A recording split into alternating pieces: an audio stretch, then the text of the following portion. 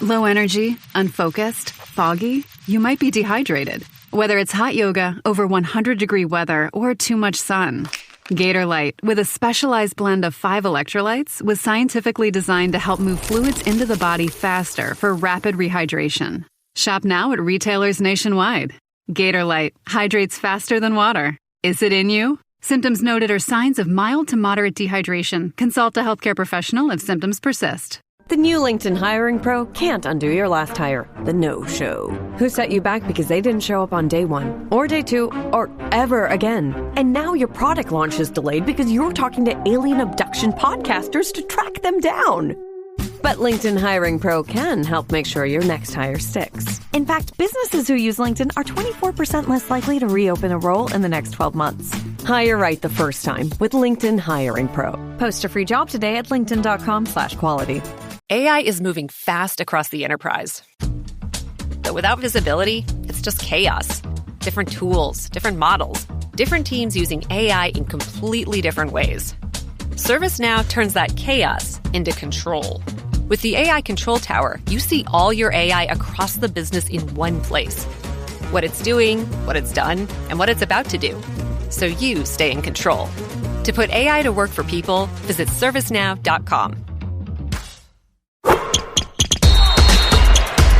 From the Fifth Quarter Studio in Madison, Wisconsin, you're listening to the Coaching Youth Hoops Podcast. They're playing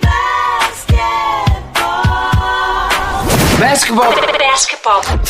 Here's our hosts, Steve Collins, and Bill Flitter. Welcome to Coaching Youth Hoops. Happy December. I'm very excited to jump on here and just kind of give you a quick intro, let you hear my voice because it's basketball season and Coach Bill kind of takes over a little bit here in December. But this is going to be part 1 of 2 parts of his interview. I just wanted to give a big shout out to Coaching Youth Hoops. It's the one-stop shop for basketball coaches. Go over and check it out. It's got everything you need, save you time, save you energy, and get you a few more wins. And then also go over and check out sportstories.ai, sport stories. That's 1 S in the middle there. Sportstories.ai. You know, if you're looking for a huddle alternative, if you're looking for film to highlights, fast and easy, something that tells you the story and tells you what to do at practice, go over and check out sportstories.ai. So let's head off to the podcast. Welcome back to the Coaching Youth Hoops Podcast. I am your host, Coach Bill Flitter. Today, we have a special guest, Matt Wray from Lenzs Sports. Matt, welcome to the show.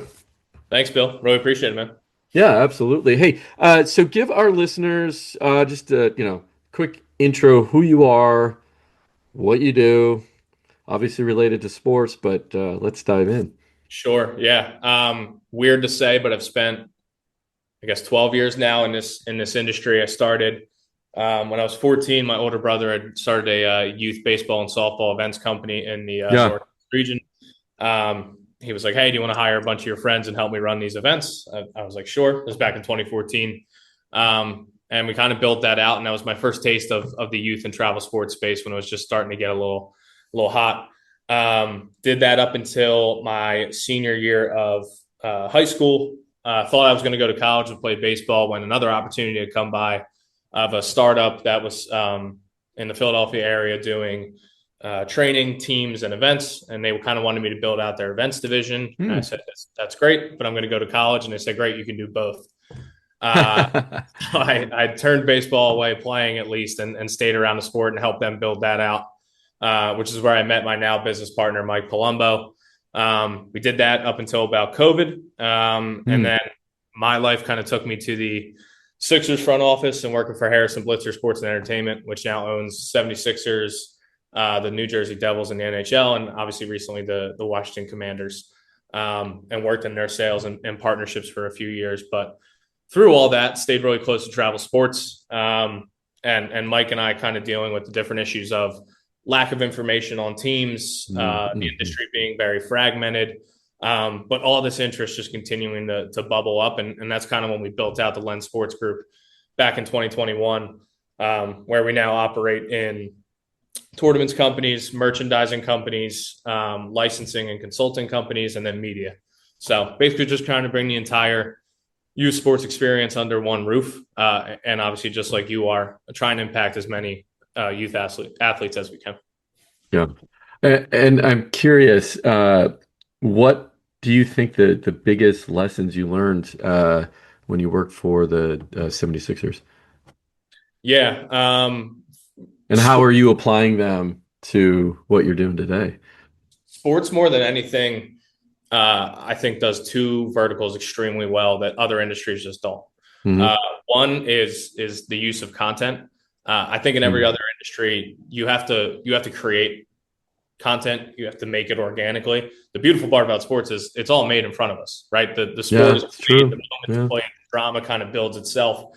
At this point, you just have to capture. And I think the NBA does a fantastic job of it. The NFL, like, the teams that do it really well. We all tune in. I've tried to apply that to youth sports as much as possible because it's the same game, right? There's the rivalries, there's the drama of the tournaments. All the sports are being played right there.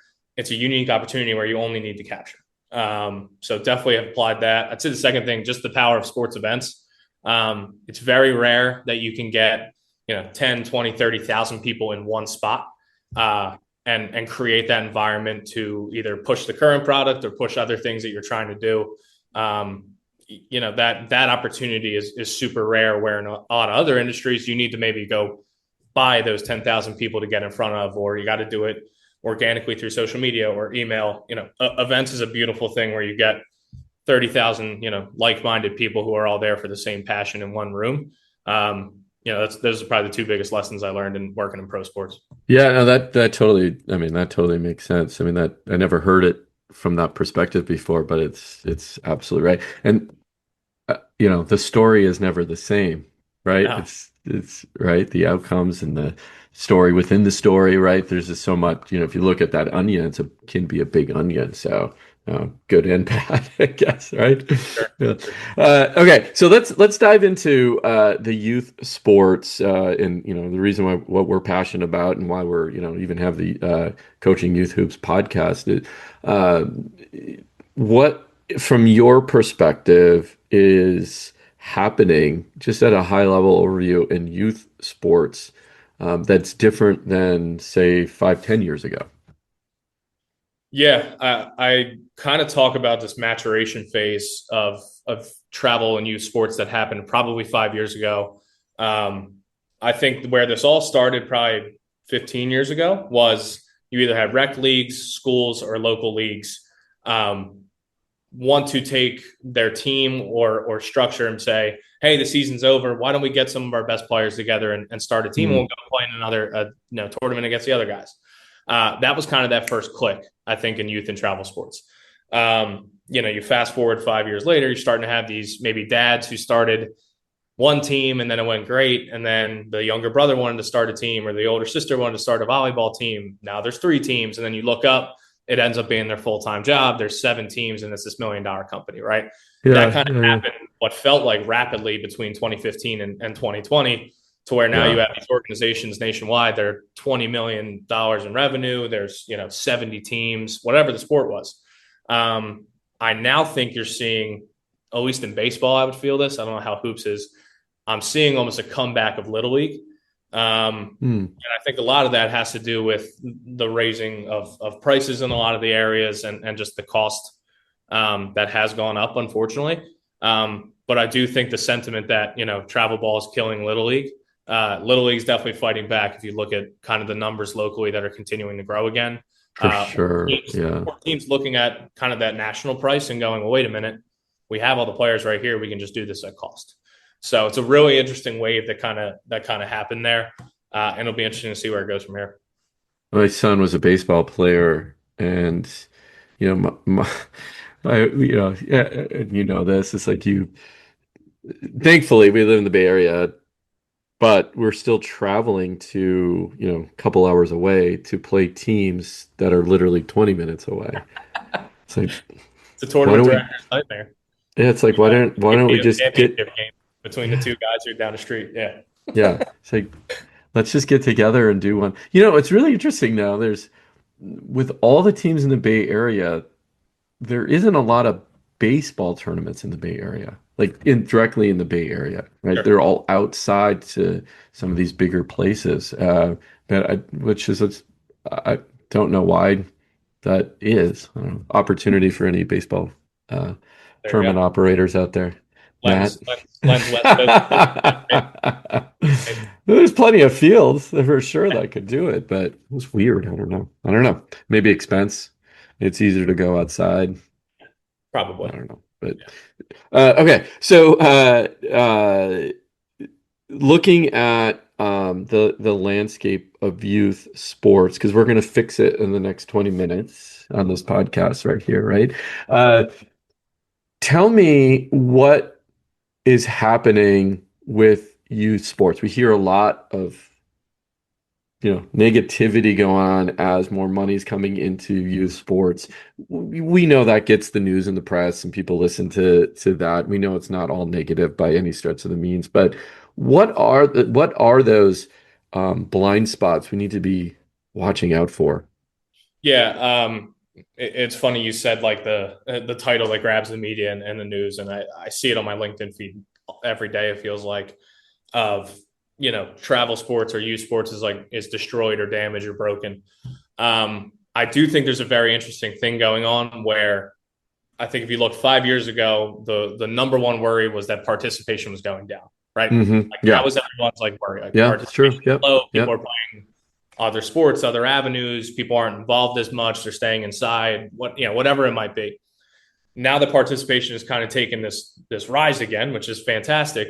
We're still finding new lanes to kind of criticize people of, well, people are putting too much stuff on social media. People are, they're dripped out in swag and apparel, and they're wearing arm sleeves and headbands. I'm very big on, I don't think youth sports is broken. I think we're at a reteaching moment about what each bucket of age groups should expect, right? Mm-hmm.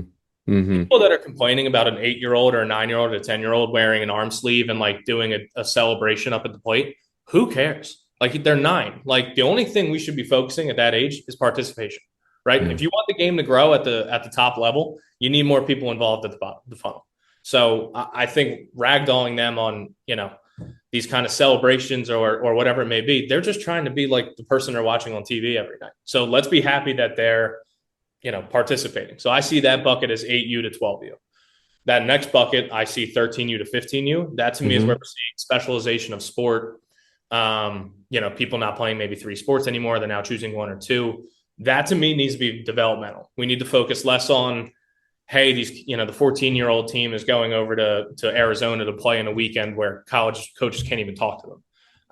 That age needs to be focused more on higher level development, more reps, more consistent play.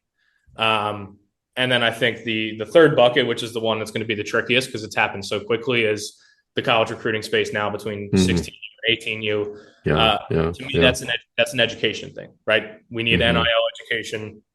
These decisions on colleges are no longer just school fit or player fit. There's a business side behind this. There's a financial literacy side behind this. So I don't think it's broken. I don't think the industry is broken at all. I think the numbers would tell you otherwise. Yeah. From a numbers perspective, yeah, definitely not broken. So what I think it is putting the age groups and the focuses into buckets, and really just creating the best opportunities for each one of those different divisions. And I think you nailed it. And I really love the way you phrased that. It truly is a reteaching moment, just like anything more. So if you look at the game of football day one versus now, right? Or even basketball the last, over 10, 15 years, right? Completely different. And new rules. Okay. So speaking of baseball, since you're a baseball guy too, what are your thoughts on what the Savannah Bananas are doing? I know the purists are probably rolling over. To me, it's the same argument as the 8U through 12U division. What they have built is incredible, right? It really is. They're selling out arenas. It's a fun way to look at the game. There's a huge interest in not only kind of a youth popularity, but you're seeing parents and older brothers and sisters who are loving it just as much. it's nothing but like impressive what they've built. The Yeah. only thing I'll flag, and I'm sure I'll get crushed for this. I don't love like their head team. And by the way, their head team, Jesse and them, like they're geniuses. Like everything they do is very smart. Yeah. I don't love the whole like we're not doing this for money. Like I promise you, like we're saving people money and all. It's like, hey, like it's okay to realize you've built something dominant. Like you have captured a market that people have not found an alternative way to play a sport. I always see these graphics right now that there's like I think it's like there's like 189 new sports leagues, like either trying to compete with the big four or whatever it might be. Okay. If you looked at most of them, you'd be like, I've never heard of that. Yeah. So it's really cool that they have built something that almost looks like the closest alternative to a sport as we can get. I think we've seen it in football a bunch and it hasn't really worked. I think basketball's got the 3-on-3 with Ice Cube and his team. Yeah. Unrivaled that's come up with the women's league, which has been great. To me, this is the MLB's closest version of an alternative version of the sport. I just think it adds a really interesting twist. So is it the Globetrotters of baseball? Is that probably, but like to me, like on steroids. Yeah.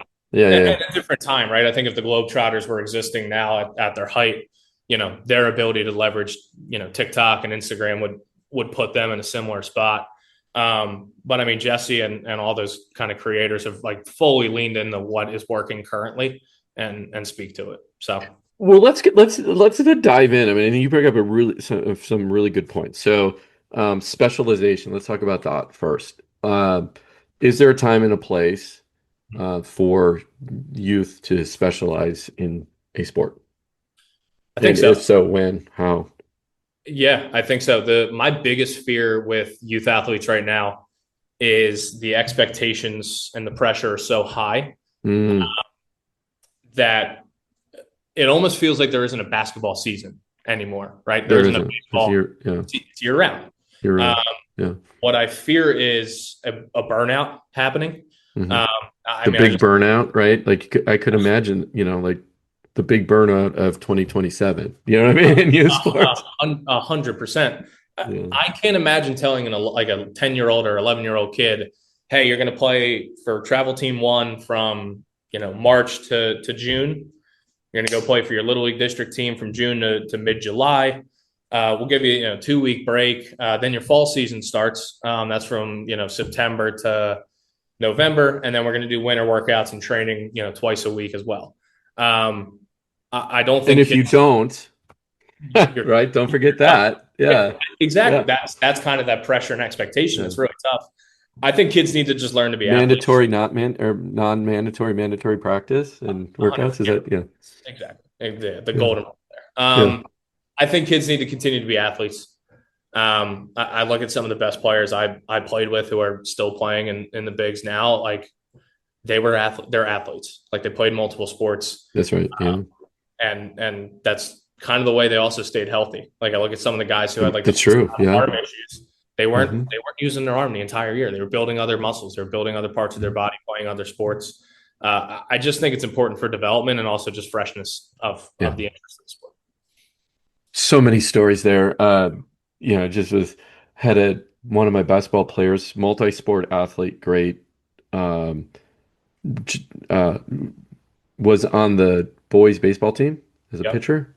Mm-hmm. She couldn't come out for basketball in the fall because she's recovering from an arm injury. She's in 6th grade. Yeah, that shouldn't happen. No, it shouldn't happen.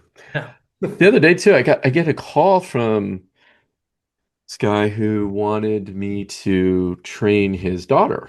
Okay, tell me more. 1st grade. Don't tell me more. Yeah. I laughed a little bit in my head and laugh out loud. I'm like, okay, well, and I'm like, I said no, of course. I'm like, no. He goes, well, what should I do? And I'm like, get a ball, go in the backyard. And I said, do you have a hoop in your backyard? Yeah. Play with her. Yeah. It'll create memories for life. She'll remember that. And I said and I knew the family. She has 2 older brothers. And I said, she's got 2 older brothers. She's literally fighting for survival now anyway. She will be better than them when she's older. His reply was, well, she's going to fall behind. I'm like, That's fall sad. behind who was my question. Well, he goes, well, you know the area we live in. And I'm like, I do, but this is what I'm trying to prevent. Like, she's going to stop playing by the time she's 10 because it's not going to be fun anymore. Um, but, he goes, come on, will you just do it? I'm like, no, I won't. My son laughed at me. He goes, you should have just charged him $500. Probably would have paid it an hour to do it. I'm like, They yeah, definitely dang would have it. paid it. You know, he They found a definitely, trainer for her. She's got a trainer now. And I'm just like, relax, people. We'll be okay. Right. yes, I promise. Yeah, in the end, it'll be okay. So specialization, no, right? Until To a certain is there point, is there an until age? Is it? I mean, like, is it high school? Is it college? I think it's a big understanding of. I definitely think it's high school, but I also think it's an understanding like what your end goal is, right? Um, I do think the nice part about what NIL and the process of recruiting has done, Hmm. because it's become so public. Yeah. Do think people's expectations are starting to, it's going to sound crazy. I think are starting to get a little more realistic earlier. Okay. They're Why? still not realistic. So, like to your point, the first Yeah. grader who needs the elite training, that those expectations are out the window right now. I do think, however, how public it is about how much money people are getting offered, how early people are getting Mm. offered, and Hmm. from what schools. I think 5 years ago, a 13 or 12-year-old might have been like, I have a shot at the big leagues. I don't think that's the case anymore. Okay. I think there is a earlier expectation because the recruiting process is starting so early that at 14 or 15, someone really should have a good idea of, hey, should I be targeting a high D1 in a specific sport, or am I more a D3 player, or do I not want to play in college at all? Yeah. I always say the most fun baseball year I ever had was the 2 years I decided I wasn't playing in college. Uh, Mm. Not that there's anything wrong with that process. It's Yeah. the fact that I knew what my end goal was. The Yeah. same way I'm Yeah. sure someone enjoys the hell out of it once they recruit or once they Right. get committed. So I do think the expectation is starting to become a little earlier, which is nice. So I think specialization, I think, needs to be based on not necessarily an age, Yeah. but when it is you decide, hey, I really need to go chase this sport at the highest level. Well, yeah, yeah, no, that makes sense. I like that again, that reframing. Uh, so one of the things that we talked off air about was your first product, which was a Yelp for youth sports teams, right? Sure. Uh, what did you learn in that? Why did you start it? What was the compelling reason? Um, and I'd love to know that, that should be as well. How does a team get a 5-star review then? So a lot right there, but It's a great so question. why did you start it? Like what was the problem you saw or trying to solve? Sure. Yeah. So Mike Palumbo, my business partner, our CEO, literally we're getting about 2 or 3 calls a week of parents being like, hey, my kid currently plays for the Bandits. For anybody out there that knows me, I'm just using it as an example. We don't like the Bandits. We're looking for a high level team. We don't really need the player development team. We want to travel. Our budget's $5,000 for the year. Where do you think we should play? And Mike and I just had been around the space. We know the team, so we were kind of setting people up. But what we quickly realized was there's nowhere to find information on these teams. The amazing part to this day, teams pop up every week and you have no idea. There's like no central place to find things. And I think at the time, back in 2021, we thought that was the reason the industry was as bad as it was, of people jumping from team to team to team year after year, because, well, they don't know what they're getting into. Everything was word of mouth. I hear that little Johnny down the street's playing for the Rebels. Sweet, we'll go play for the Rebels. Here's $5,000. Oh, terrible fit. We're leaving.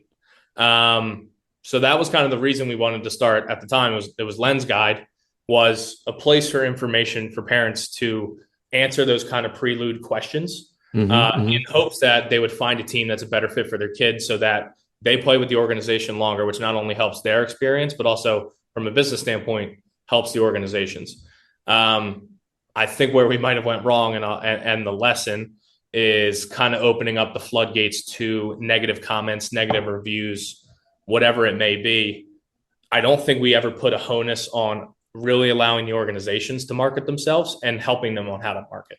A lot of these people, not that they're not bright and smart people, a lot of these people are starting these teams, they're a dad and maybe they're background or they used to play. They don't really know like the business side of this until it like literally it's like unavoidable. I use the example to you, they look up and they have 3 teams and it could be a full-time job. Like it kind of just happens. Right.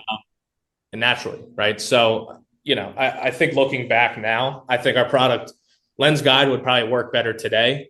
If you kind of re-engineered some stuff to better suit not only the athletes getting information and families getting information on this team, but more importantly, the organization's marketing properly what it is they do really well.